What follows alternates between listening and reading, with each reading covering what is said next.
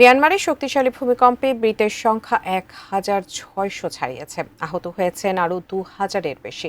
প্রতিবেশী থাইল্যান্ডে নিহত হয়েছেন অন্তত ১০ জন। হতাহতের সংখ্যা ১০,০০০ ছাড়াতে পারে বলে আশঙ্কা করছে মার্কিন ভূতাত্ত্বিক জরিপ সংস্থা ইউএসজিএস।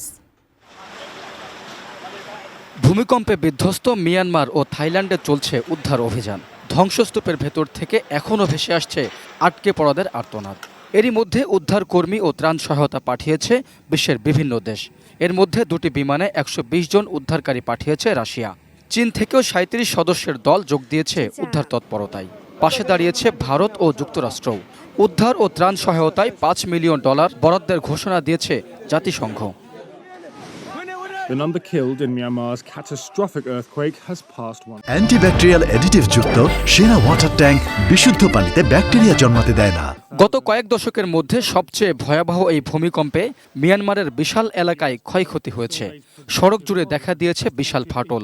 এতে ভেঙে পড়েছে যোগাযোগ ব্যবস্থা। বিদ্যুৎ বিচ্ছিন্ন হয়ে পড়েছেন শত শত বাসিন্দা। কম্পন অনুভূত হয়েছে দক্ষিণ পশ্চিম চীন, ভারত, ভিয়েতনাম, লাওস, কম্বোডিয়া ও বাংলাদেশেও।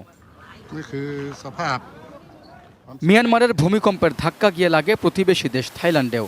দেশটির রাজধানী ব্যাংকক সহ উত্তরাঞ্চলের বিভিন্ন শহর ও গ্রামে বেশ ক্ষয়ক্ষতি হয়েছে।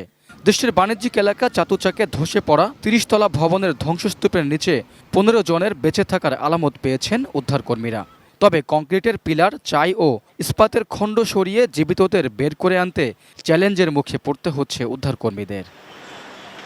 রাইহান মুন্সি,